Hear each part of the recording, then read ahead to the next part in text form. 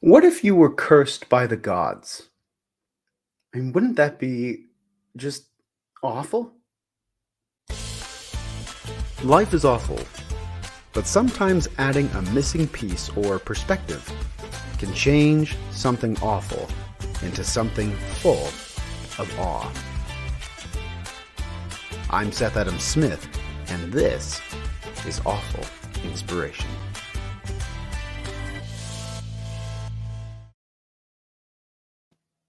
Hey guys, and welcome to today's episode of Awful Inspiration.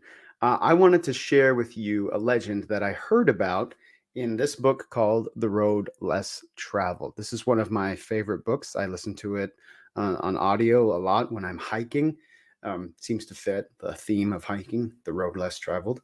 And this legend is a Greek legend about Orestes and the Furies.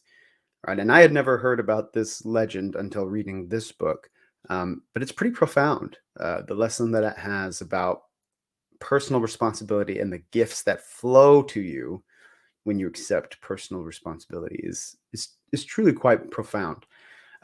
Without getting into all of the detail, because it's a pretty long legend, a pretty detailed legend. There's a man named Orestes whose family was cursed by the gods. There's a lot of reasons why, but his family was cursed by the gods, and his mother murdered his father to escape the curse. But in Greek tradition, in Greek culture, the responsibility fell to the firstborn son to avenge the father if the father was ever murdered. And so, in a strange twist of fate, Orestes was then meant to kill his mother because she killed his father. But in doing so, right, he was then guilty of the greatest sin that you could commit in Greek culture, which was matricide, which was murdering your mother. Right? It's all terrible. The whole thing is a tragedy. It's terrible. But because all of these things happened, right? The gods cursed Orestes for murdering his mother. But Orestes was able to make the argument, well, the gods also cursed my family, and my mother was trying to escape the curse, and I was living the law as I was supposed to live the law. I mean, there were all of these reasons, there was all these things that Orestes could say to the gods that justified what he did.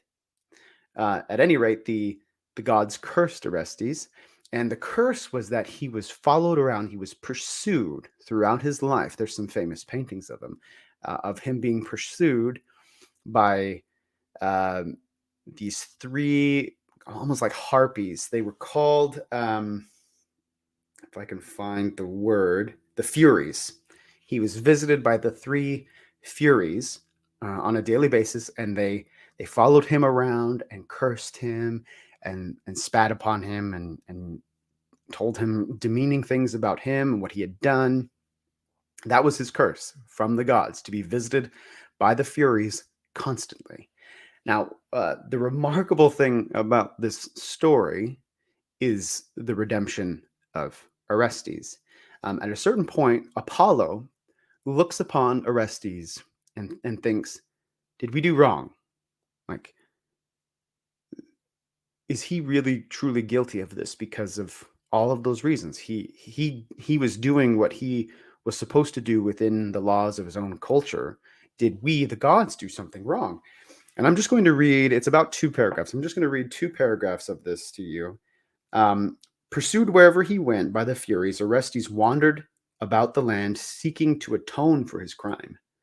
After many years of lonely reflection and self-abrogation, Orestes requested the gods to relieve him of the curse on the house of Atreus and its visitations upon him through the Furies, stating his belief that he had succeeded in atoning for the murder of his mother. A trial was held by the gods. Speaking in Orestes' defense, Apollo argued that he had engineered the whole situation that had placed Orestes in the position in which he had no choice but to kill his mother, and therefore Orestes really could not be held responsible. At this point, Orestes jumped up and contradicted his own defender, stating, "It was I, not Apollo, that murdered my mother." The gods were amazed. Never before had a member of the house of Atreus assumed such total responsibility for himself and not blamed the gods. Eventually, the gods decided the trial in Orestes' favor, and not only relieved him of the curse upon the house of Atreus, but also transformed the Furies into the Eumenides, loving spirits who, through their wise counsel, enabled Orestes to obtain continuing good fortune. So, in accepting total responsibility for what he had done, the curse of Orestes, the Furies, actually became something that was a blessing to him. They became the Eumenides, and they whispered wisdom to him, right? The author, M. Scott Peck, he says the meaning of this isn't obscure, right? It's not obscure. This is when somebody in his he was a therapist, and when people would come to him and accept responsibility for their lives, that's when things started to change. It was when they were placing blame on someone else, on family, on friends, on society as a whole.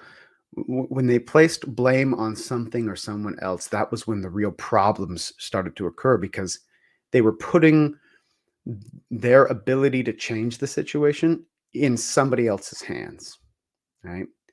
Responsibility belonged to somebody else.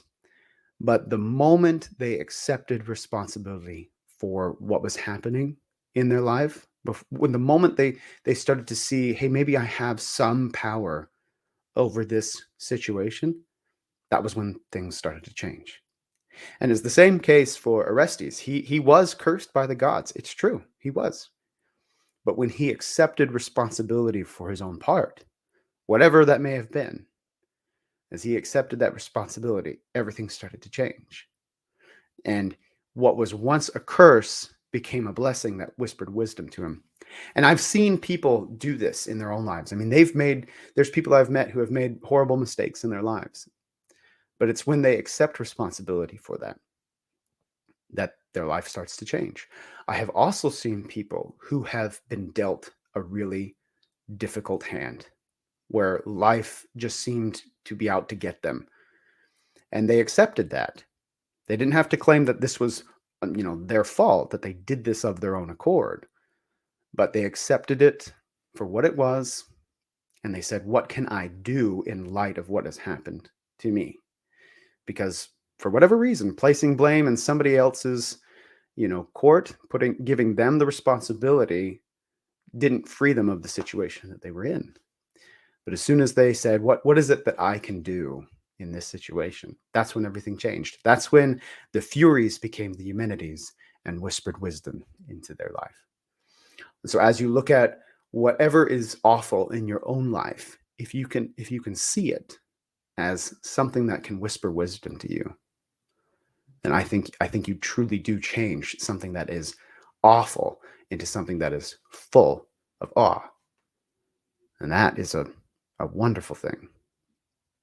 Thank you so much for listening to today's episode. If you liked it, please give it a thumbs up, a 5-star review, depending on where you're listening to this, and share it with your friends and family. I'd appreciate that very much. And I'll see you next time.